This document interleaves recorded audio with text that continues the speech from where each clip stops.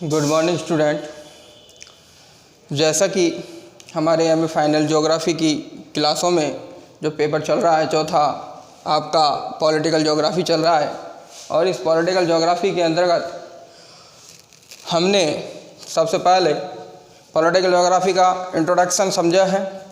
Political geography के introduction के अंतर्गत सबसे हमने पहले पॉलिटिकल ज्योग्राफी की डेफिनेशन को जाना। पॉलिटिकल ज्योग्राफी की डेफिनेशन के बाद में हमने जो पॉलिटिकल ज्योग्राफी का अन्य विज्ञानों के साथ जो रिलेशन है उसको समझा, फिर उसके क्षेत्र को समझा। फिर उसके बाद में हमने इसकी जो परिकल्पनाएं जो थी, जो हमारे पॉलिटिकल ज्योग्राफी के अप्रोच थे, जो हमारे पॉलिटिकल ज्योग्राफी के दृष्टिकोण थे, उनको समझा। और उन दृष्टिकोणों के अंतर्गत हमने आपको ब्रिटेन के प्रसिद्ध भूगोलवेत्ता जो मैकेंडर महोदय थे, उस मैकेंडर महोदय के द्वारा दिया गया हृदय स्थल सिद्धांत या हार्टलैंड थ्योरी की जो हाइपोथेसिस थी उसके बारे में एक्सप्लेन किया। देन फिर हमने आपको रिमलैंड थ्योरी के बारे में एक्सप्लेन किया। देन फिर हमने आपको जो है क्षेत्र एकरूपता सिद्धांत के बारे में बताया। इसके बाद में हमने अगला जो हमारा जो टॉपिक लिया था वो लिया था राज्य का, कि स्टेट क्या होते हैं, स्टेटों की संज्ञा, हमने स्टेटों की विशेषताओं को जाना, स्टेट की परिभाषा को भूगोलवेत्ताओं के द्वारा दी गई परिभाषाओं को समझा कि स्टेट की परिभाषा क्या होती है और किस तरह से जो है स्टेट के प्रमुख जो तत्व होते हैं वो कौन कौन से प्रमुख तत्व होते हैं, अर्थात एलिमेंट ऑफ स्टेट के बारे में जाना। एलिमेंट ऑफ स्टेट के बाद में जो आज हमारा जो टॉपिक है जो पॉलिटिकल ज्योग्राफी के अंतर्गत है वो है हमारा राष्ट्र। अगर हम राष्ट्र की बात करते हैं तो राष्ट्र किसे कहेंगे, सबसे पहले हमारे माइंड में ये क्वेश्चन आता है कि राष्ट्र किसे कहेंगे। तो राष्ट्र को समझने से पहले अगर हम इसका इंग्लिश देखते हैं तो ये नेशन जो है शब्द, जो इंग्लिश का इसका जो रूपांतरण है राष्ट्र का, उसको हम नेशन कहते हैं। और नेशन की अगर हम उत्पत्ति की अगर बात करते हैं तो नेशन जो है उसकी उत्पत्ति जो हुई है, नेशन की अगर हम उत्पत्ति की अगर हम बात करते हैं तो नेशन जो वर्ड है शब्द जो है उसकी जो उत्पत्ति है वो लैटिन भाषा से हुई है, लैटिन भाषा के नेसिया शब्द से हुई है। लैटिन भाषा के नेसिया शब्द से हुई है। अब इस लैटिन भाषा के नेसिया जो शब्द है, इस नेसिया शब्द के अगर हम तात्पर्य को अगर हम देखें तो नेसिया का तात्पर्य होता है, नेसिया का जो अर्थ होता है वो होता है जाति या जन, जाति या जन। अतः नेशन जो है वो नेसिया शब्द से बना है और नेसिया जो है वो लैटिन भाषा से आया हुआ शब्द है। इसका जो तात्पर्य होता है वो जाति या जन से होता है। परिणाम स्वरूप राष्ट्र को अगर हम देखें तो राष्ट्र जो होता है वो एक सांस्कृतिक एकता का ग्रुप होता है। सांस्कृतिक एकता राष्ट्र के अंतर्गत निहित होती है। जबकि अगर हम राज्य की हमने बातें की थी तो राज्य के अंतर्गत हमने देखा था कि वहाँ पर राजनीतिक एकता जो थी व्याप्त थी, जबकि राष्ट्र के अंतर्गत जो हमारी सांस्कृतिक जो एकता है उसका देखने को मिलता है। वो सांस्कृतिक एकता राष्ट्रों के अंतर्गत देखने को मिलती है, अर्थात सांस्कृतिक जो भावनाएं हैं वो राष्ट्र के अंतर्गत देखने को मिलती हैं, सांस्कृतिक जो विशेषताएं हैं वो राष्ट्र के अंतर्गत देखने को मिलती हैं। जबकि जो राज्य होते हैं उन राज्यों के अंतर्गत जो हमारी राजनीतिक एकता देखने को मिलती है। अगर हम इस राष्ट्र के ऊपर अगर बात करते हैं तो राष्ट्र की अगर हम बात करें तो हम इस बात से अच्छी तरह से परिचित हैं कि राष्ट्रवाद का जो विकास हुआ था उससे पूर्व की अगर हम बात करें तो राष्ट्रवाद के विकास से पहले जो हमारे जितने भी हमारे राज्यों का निर्माण हो चुका था, राज्य जो निर्मित हो चुके थे, राज्यों की सीमाओं का निर्धारण हो चुका था, वो राज्य जैसे हमारे यूरोपीय देशों के अंतर्गत, संघ के अंतर्गत अगर हम बात करते हैं तो इसके अंतर्गत ब्रिटेन था, स्पेन था, इटली था, जर्मनी था। ये जो सभी जो हमारे राज्य जो पहले ही सीमाओं में बन चुके थे, राष्ट्रवाद के विकास से पहले ही इनका निर्माण हो चुका था, परंतु इनको एक पहचान नहीं मिली थी। इनको पहचान देने के लिए राष्ट्रवाद की बहुत अत्यधिक आवश्यकता थी कि राष्ट्रीयता की एक महत्वपूर्ण जो आवश्यकता थी उसको पूरा करने के लिए जो हमने इस राष्ट्र शब्द का निर्माण किया और इसी के परिणाम स्वरूप राष्ट्रवाद के परिणाम स्वरूप ही जो हमारे राष्ट्र हैं उनके आधार पर हम आज ब्रिटेन, इटली अर्थात यहाँ सांस्कृतिक समूह अर्थात राष्ट्रीयता का जो जन्म हुआ है वो यहाँ एक विशेष जाति, विशेष धर्म, विशेष समुदाय के परिणाम स्वरूप हुआ है। तो यहाँ राष्ट्रवाद के विकास की अगर चर्चा कर रहे हैं तो राष्ट्रवाद का जो विकास हुआ है उससे पहले किस तरह की व्यवस्थाएं जो राज्यों के अंतर्गत थी वो किस तरह से परिवर्तित हुई हैं, ये सारी चीज़ें हमने इसके अंतर्गत जानी हैं। और इस बात से हम परिचित हैं कि सबसे पहले जो है अगर हम राष्ट्र का निर्माण करते हैं तो उसके अंतर्गत सबसे पहले जन समूह आता है या लोग आते हैं। लोगों से एक समाज का निर्माण होता है, समाज से समुदाय का निर्माण होता है, समुदाय से जन समुदाय बनता है। अगर जब जन समुदाय का निर्माण हो जाता है तो फिर राष्ट्रीयता की भावना उत्पन्न होती हैं और जब राष्ट्रीयता की भावना उत्पन्न हो जाती हैं तो राष्ट्र का निर्माण होता है। यह एक लंबा प्रोसेस है जो एक नेशन के फॉर्मेशन के अंतर्गत काम आता है कि जो लोग होते हैं, लोगों से समाज बनता है, समाज से समुदाय बनता है, समुदाय जन समुदाय में परिवर्तित होता है, जन समुदाय के भीतर राष्ट्रीय भावना आती है और राष्ट्रीय भावना से राष्ट्र का निर्माण हो जाता है।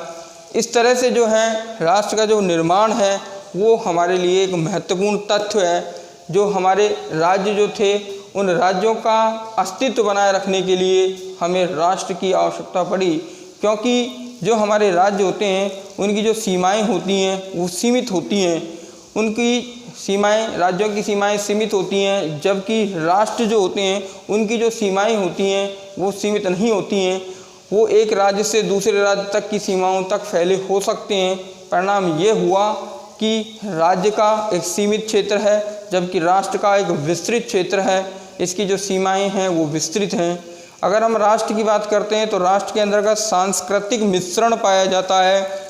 राष्ट्र की अगर हम बात करते हैं तो राष्ट्र के अंतर्गत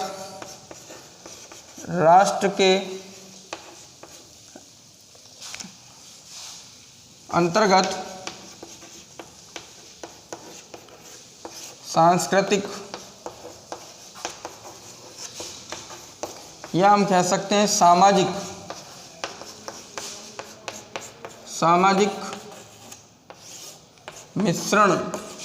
सम्मिश्रण पाया जाता है। जबकि जो राज्य जो होता है उसके अंतर्गत इस प्रकार के सामाजिक या सांस्कृतिक सम्मिश्रण न होकर राज्य के अंतर्गत जो है एक राजनीतिक समुदाय होता है। जबकि अगर हम राज्य की बात करें तो राज्य के अंतर्गत राजनीतिक समुदाय होता है। राज्य में राजनीतिक समुदाय होता है।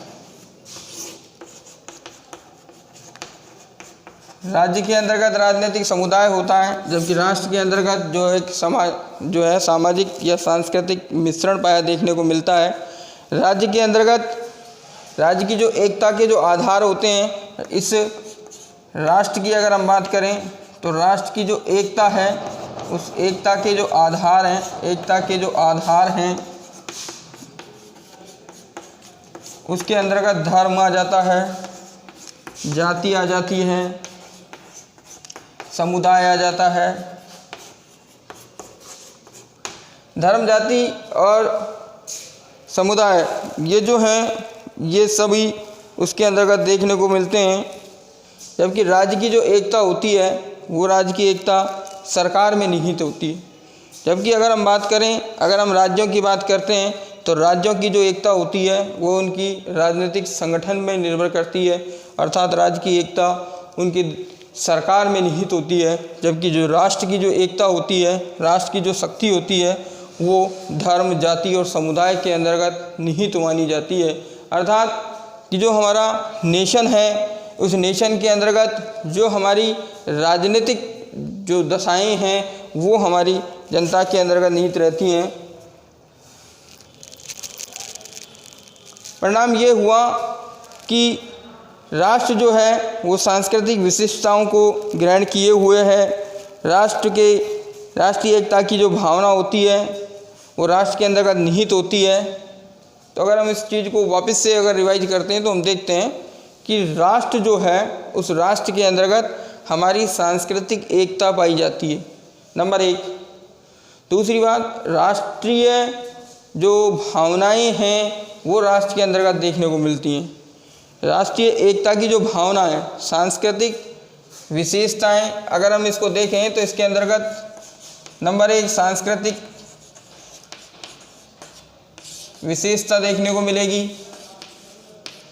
नंबर 2 राष्ट्रीय एकता की भावना देखने को मिलेगी।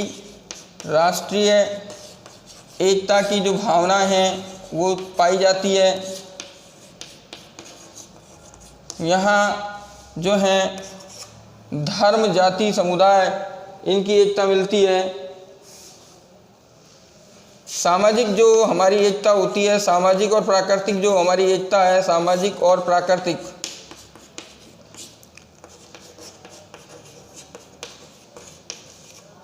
सामाजिक और प्राकृतिक जो एकता है वो हमारे राष्ट्र के अंतर्गत देखने को मिलेगी। ओवरऑल अगर हम बात करें तो हमने इस राष्ट्र शब्द को सबसे पहले जाना कि जो राष्ट्र होता है उसको अंग्रेजी के अंतर्गत नेशन कहते हैं।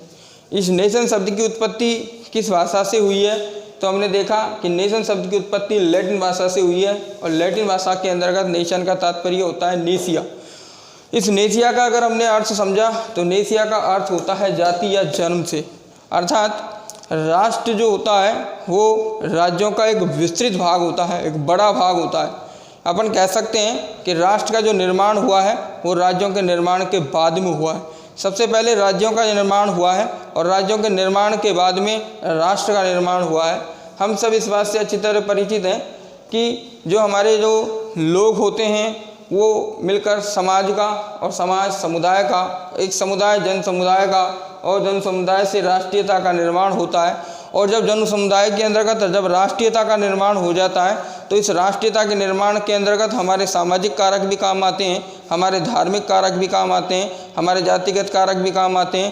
परिणाम यह हुआ कि जब किसी जनसमूह के अंतर्गत राष्ट्र भावना उत्पन्न हो जाती है तो फिर वो एक पर्टिकुलर राष्ट्र में बदल जाता है और उसको हम राष्ट्र की संज्ञा दे सकते हैं, क्योंकि राष्ट्र के अंतर्गत जो हमारी जो सांस्कृतिक मिश्रण की जो विशेषताएं हैं, सांस्कृतिक जो विशेषताएं हैं वो देखने को मिलती हैं। इसी राष्ट्र के अंतर्गत जो एकता का जो आधार बनाया गया है, जो एकता का जो आधार बनाया गया है वो धर्म, जाति और समुदाय को बनाया गया है।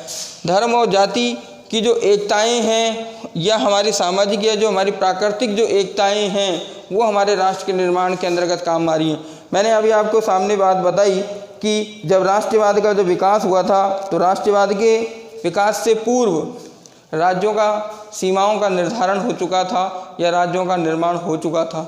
उन राज्यों के लिए अस्तित्व जो था, उस अस्तित्व को बनाए रखने के लिए उनके अंतर्गत राष्ट्रवाद की भावनाएं उत्पन्न हुई। उन राष्ट्रवाद की भावनाओं के परिणाम स्वरूप जो वहाँ यूरोपीय संघों के अंतर्गत, जैसे ब्रिटेन, मैंने आपको उदाहरण दिया, जैसे ब्रिटेन है, जर्मनी है, इंग्लैंड है, इन्हीं राज्यों के निर्माण के अंतर्गत जब राष्ट्रवाद की भावनाओं का विकास हुआ तब जाके जो हैं हमारे एक राष्ट्र के रूप में ये जो देश हैं, ये हमारे जो राज्य थे वो एक राष्ट्र के रूप में जाने गए। जैसे कि भाषा के रूप में अगर हम देखें या धर्म और जाति के रूप में देखें तो राष्ट्रवाद का, राष्ट्रीयता का जो जन्म हुआ, राष्ट्रीय एकता का जो जन्म हुआ, तब हमारे इस राष्ट्रीयता के कारण ही ये जो है हमारे राष्ट्र में परिवर्तित हो गए। और हम इस बात से अच्छी तरह से परिचित हैं क्योंकि जो हमारा राज्य जो होता है उस राज्य के अंतर्गत जो पावर होती है, राज्य की जो शक्ति होती है वो राजनीतिक संगठन में निहित होती है। राज्य की जो शक्ति होती है वो राजनीतिक संगठन में निहित होती है।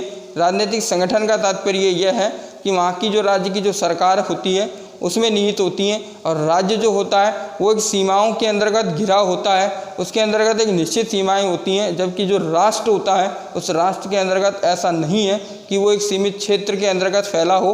उसका जो दायरा होता है, उसका जो क्षेत्र होता है वो विस्तृत होता है, बड़ा होता है। एक राज्य का दूसरे राज्य का किस तरह से सीमाओं का बंधन होता है, राष्ट्र के अंतर्गत इस तरह से सीमाओं का बंधन नहीं पाया जाता है।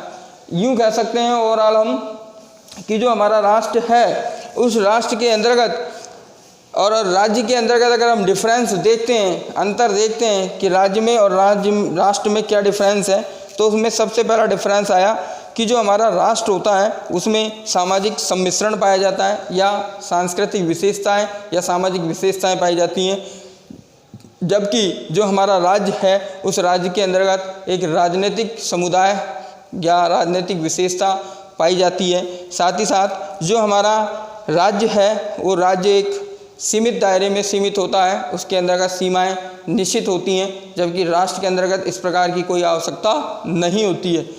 अगला देखते हैं तो राष्ट्र की जो एकता है वो धर्म, जाति और समुदाय के अंतर्गत निहित होती है, जबकि राज्य के अंतर्गत जो एकता होती है वो उसके राजनीतिक संगठन के अंतर्गत या उसकी सरकार के अंतर्गत निहित होती है या उसके कानूनी पक्ष के अंतर्गत निहित होती है। राज्य की जो शासन व्यवस्थाएं होती हैं, राज्य में एक प्रकार की शासन व्यवस्थाएं होती हैं। जो हमारा राज्य था उसके अंतर्गत एक ही प्रकार की शासन व्यवस्थाएं थी, जबकि जो राष्ट्र है उसके लिए ये आवश्यक नहीं है कि वहाँ एक ही प्रकार की शासन व्यवस्थाएं पाई जाती हैं। ओवरऑल हमने आज सबसे पहले इस नेशन शब्द को समझा है, इस नेशन शब्द का तात्पर्य समझा है कि इस नेशन को हमने किस तरह से बांटा है। तो ये चीज़ें स्वाभाविक हैं कि जब राष्ट्रीयता की भावना उत्पन्न होगी तो ही राष्ट्र का निर्माण होगा। जब जन समुदाय के अंतर्गत राष्ट्रीयता की भावनाएं उत्पन्न होंगी तो हमारे राष्ट्र का निर्माण होगा। ये राष्ट्रवाद, ये राष्ट्रीयता की जो भावनाएं हैं जिनके अंतर्गत जो हमारा आधार धर्म हो सकता है, भाषा हो सकती है, जाति हो सकती है, कोई भी सामाजिक कारक हो सकता है, कोई भी हमारा जो है भौगोलिक कारक हो सकता है, ये सभी जो कारक हैं वो हमारे राष्ट्रीयता को, एकता को या राष्ट्रीय भावनाओं को उत्पन्न करने के महत्वपूर्ण कारक माने जाते हैं। जब किसी राज्य में राष्ट्रीयता की भावना उत्पन्न हो जाती है तो वो राष्ट्र के अंतर्गत परिवर्तित हो जाता है, राष्ट्र में बदल जाता है। तो हमने सबसे पहले इस राष्ट्र शब्द का मीनिंग जाना है कि राष्ट्र होता क्या है और ये किस तरह से क्या क्या इसमें विशेषताएं पाई जाती हैं। इसके बाद में हमारा जो अगला बिंदु है वो है कि असेंशियल एलिमेंट ऑफ नेशन, कि हमारा जो राष्ट्र है उस राष्ट्र के जो हमारे प्रमुख जो तत्व हैं वो कौन कौन से हैं। प्रमुख जो तत्व या एलिमेंट है वो कौन कौन से हैं, तो हम सबसे पहले इन एलिमेंटों के बारे में समझते हैं। जिस प्रकार हमने राज्य के तत्वों को जाना था उसी तरह से हम अब राष्ट्र के जो हैं एलिमेंटों को समझेंगे। तो हम बात करते हैं कि जो हमारा राष्ट्र है इस राष्ट्र के प्रमुख तत्व यानी एलिमेंट ऑफ नेशन। अगर हम बात करते हैं element of nation, element of nation की अगर हम बात करते हैं तो एलिमेंट ऑफ नेशन के अंतर्गत हमने जो राज्य के तत्वों के बारे में समझा था, तो हमने सबसे पहले राज्य के प्रमुख तत्वों के बारे में जाना था। तो राज्य के तत्वों के अंतर्गत हमने सबसे पहले क्षेत्र को समझा था, क्षेत्र के बाद में हमने वहाँ के जन समुदाय या जनसंख्या को समझा था और उसके बाद में उसका राजनीतिक संगठन देखा था या राजनीतिक संगठन को हमने सरकार की संज्ञा दी थी। तो वहाँ हमारे राज्य के अंतर्गत 3 जो हैं प्रमुख जो एलिमेंट थे वो देखने को मिलते हैं। उसी तरह से इस राष्ट्र के अंतर्गत जो हमारा प्रमुख जो तत्व हैं, जिसमें पहला जो तत्व है वो धर्म, दूसरा जो तत्व है वो भाषा और जो तीसरा जो तत्व है वो है जाति। ये 3 ऐसे महत्वपूर्ण तत्व हैं जो हमारे राष्ट्र के लिए एसेंशियल माने जाते हैं, महत्वपूर्ण माने जाते हैं। क्योंकि हमने अगर हम थोड़ी सी देर के लिए अगर राज्य की बात करें तो राज्य के जो हमने प्रमुख जो तत्व थे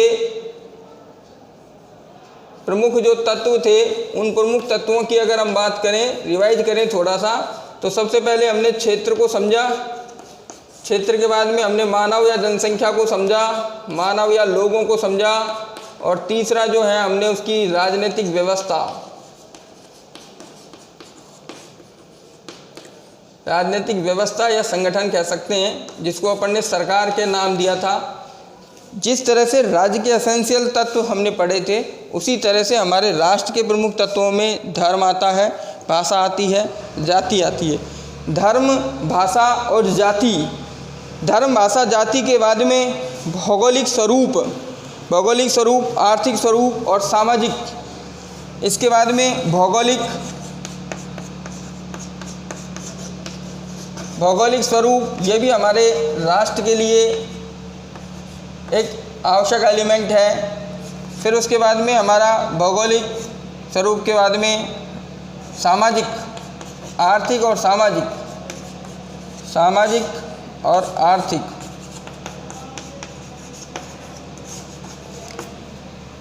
तीन प्रमुख जो तत्व हैं हमारे धर्म, भाषा, जाति।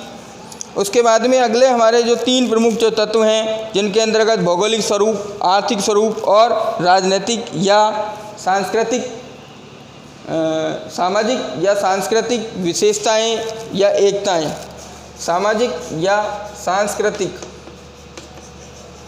सांस्कृतिक जो एकता है, जो हमारी आर्थिक एकता है, जो हमारी जाति की एकता है, भाषा की एकता, धर्म की एकता, ये सारी चीज़ें हमारे नेशन के अंतर्गत देखने को मिलेंगी। कि किसी भी राष्ट्र के निर्माण के अंतर्गत सबसे पहले अगर हम धर्म की एकता की भावना की बात करें, अर्थात अगर हम किसी भी पर्टिकुलर अगर नेशन की बात करें, तो एक धर्म की एकता जो होती है वो राष्ट्र के अंतर्गत राष्ट्रीयता की भावना का विकास करती है, उत्पन्न करती है। ये कोई आवश्यक नहीं है कि जो हमारा जो धर्म का जो पहलू है वो राष्ट्रीयता को उत्पन्न ही करे। हमने ये देखा कि हमारे जो प्राचीन जितने भी जो राष्ट्र थे, उनके अंतर्गत कुछ राष्ट्रों के अंतर्गत धर्म जो है वो प्रभावी रहा और कुछ राष्ट्रों के अंतर्गत धर्म जो है प्रभावी नहीं रहा। जैसे पाकिस्तान के अंतर्गत मुस्लिम धर्म जो है प्रभावी रहा, जबकि भारत के अंतर्गत मुस्लिम धर्म प्रभावित नहीं रहा। परिणाम ये रहा कि धार्मिक जो एकता है वो राष्ट्रीयता का निर्माण तो करती है, परंतु यह आवश्यक नहीं है कि उसके अंतर्गत एक पर्टिकुलर धर्म ही उस राष्ट्र का निर्माण करे। परिणाम स्वरूप जो धार्मिक जो एकता है वो धार्मिक एकता राष्ट्र का निर्माण करने के लिए राष्ट्र का एक महत्वपूर्ण तत्व के रूप में जानी जाती है। जिस प्रकार से राष्ट्र के अंतर्गत धर्म की एकता रखती है, जितना महत्व धर्म की एकता रखती है उतना ही महत्व भाषा की एकता रखती है।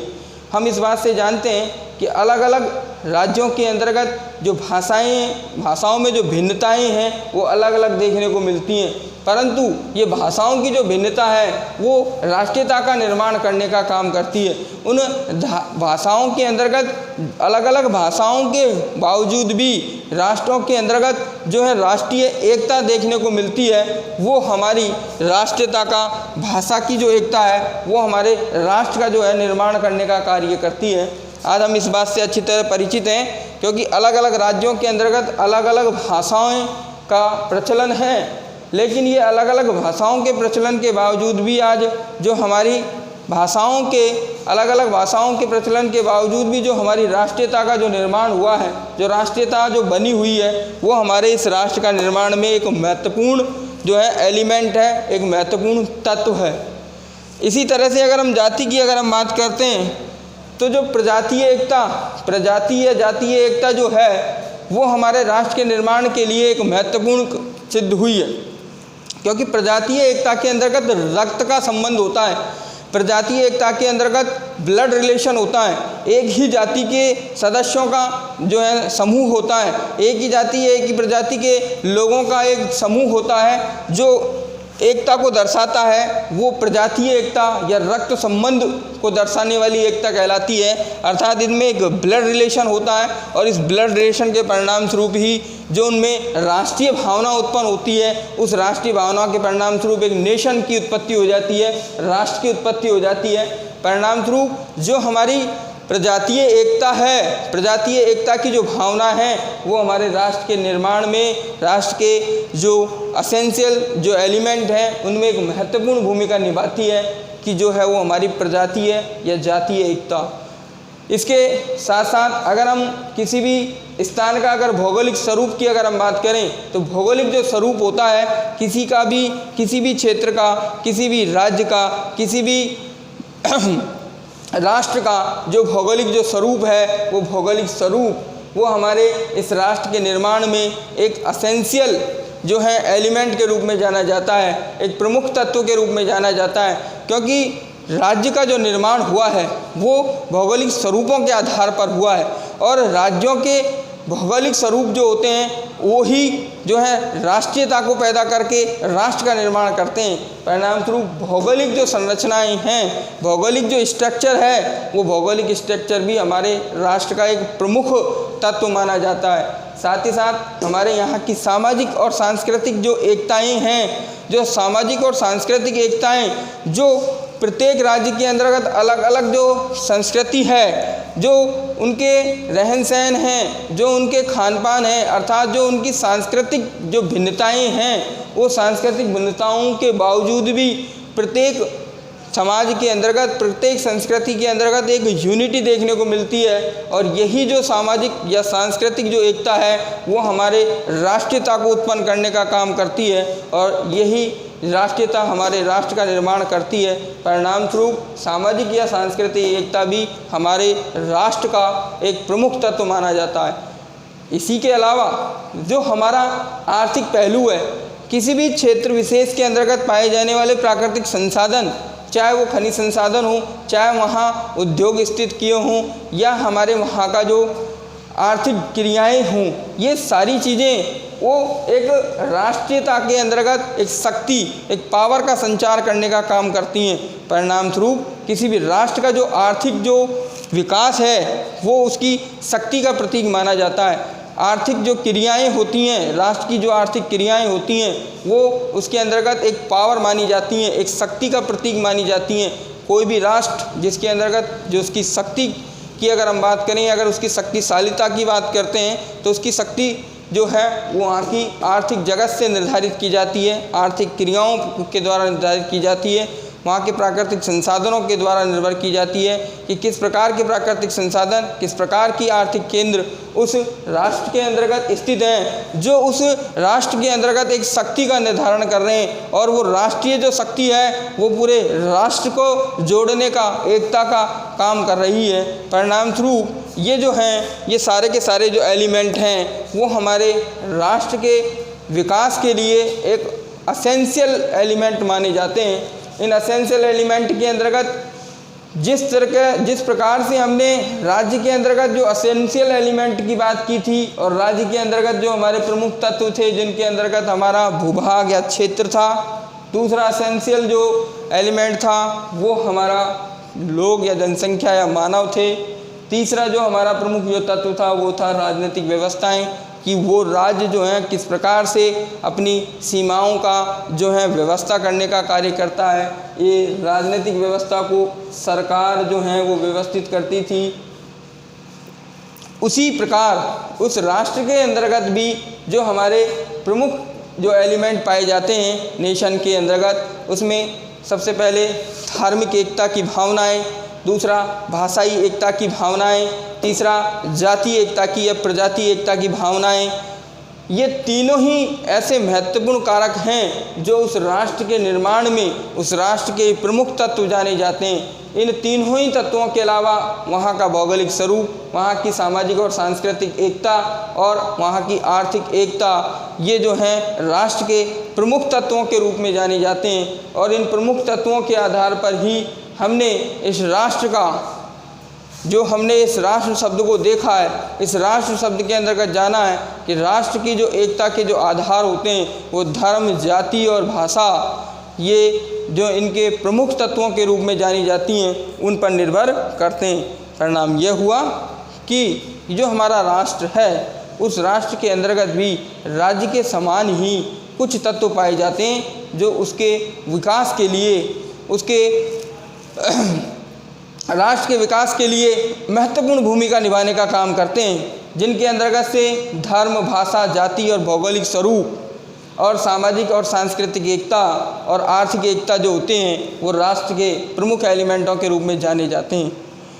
हम इस बात से अच्छी तरह से परिचित हैं क्योंकि हमने अभी तक राष्ट्र और राज्य दोनों यूनिटों को पढ़ा है, और इन दोनों ही यूनिटों के अंतर्गत से जो चीज़ निकल के सामने आई है तो वो चीज़ निकल के यह आई है कि सबसे पहले आपसे वो या तो राष्ट्र के प्रमुख तत्वों के बारे में या फिर दोनों को मिलाकर कि राष्ट्र तथा राज्य के जो प्रमुख जो तत्व हैं उन प्रमुख तत्वों का वर्णन कीजिए, और उनके राष्ट्र और राज्य के अंतर्गत जो अंतर है उनको आपसे एक्सप्लेन करा सकता है, पूछ सकता है। साथ ही साथ इसकी जो विशेषताएं हैं, जो राज्य की विशेषताएं हैं और जो हमारे राष्ट्र की विशेषताएं हैं, उन विशेषताओं को भी अगर हम गौर करें तो हमारे इस राष्ट्र के अंतर्गत जो विशेषताएं हैं, और उन विशेषताओं में मैंने अभी आपके सामने रखी थी कि राष्ट्र की जो प्रमुख विशेषता होती है उसके अंतर्गत आती है सांस्कृतिक एकता, उसके अंतर्गत आती है सामाजिक एकता, उसके अंतर्गत आती है आपकी प्राकृतिक एकता, उसके अंतर्गत आती है आपकी धर्म की एकता, उसके अंतर्गत आती है आपकी समुदाय की एकता, जाति की एकता, प्रजाति की एकता, भाषा की एकता। ये सारी जो है वो राज्य की विशेषताएं हैं, क्योंकि राज्य का राज्य जो होता है वो एक सीमाओं में बंधा नहीं है। जिस तरह से राज्य एक सीमाओं के अंतर्गत बंधा होता है, उसी प्रकार से जो है राष्ट्र जो होता है वो उसका एक विस्तृत रूप माना जाता है। अर्थात राज्य का जो विकास हुआ है उस राज्य के विकास को हमने किन विशेषताओं के आधार पर किया, किन तत्वों के आधार पर किया, उसी तरह से हमें इस राष्ट्र के अंतर्गत इन प्रमुख तत्वों का और इस राज्य के प्रमुख तत्वों के बीच में संबंध को स्पष्ट करना होता है। तो यूँ करके आपका राज्य और राष्ट्र ये दोनों ही महत्वपूर्ण टॉपिक थे, जिनके अंतर्गत हमने आपको सबसे पहले स्टेट की परिभाषा समझाई, स्टेट के फीचर्स बताए, स्टेट के एलिमेंट बताए। फिर उसके बाद में आज हमने आपको सबसे पहले नेशन शब्द का मीनिंग बताया। नेशन शब्द के मीनिंग के बाद में नेशन की फीचर्स बताए। नेशन के फीचर्स के बाद में हमने आपको नेशंस के एलिमेंट बताए, और इस नेशंस के एलिमेंट के अंतर्गत हमने ये आपके सारे एलिमेंटों की आपके सामने भी व्याख्या की है। तो आपको ये इनको अच्छी तरह से जो है समझना है कि कौन कौन से तत्व जो हमारे राज्य के प्रमुख तत्व हैं और कौन कौन से हमारे राष्ट्र के प्रमुख तत्व हैं। धन्यवाद।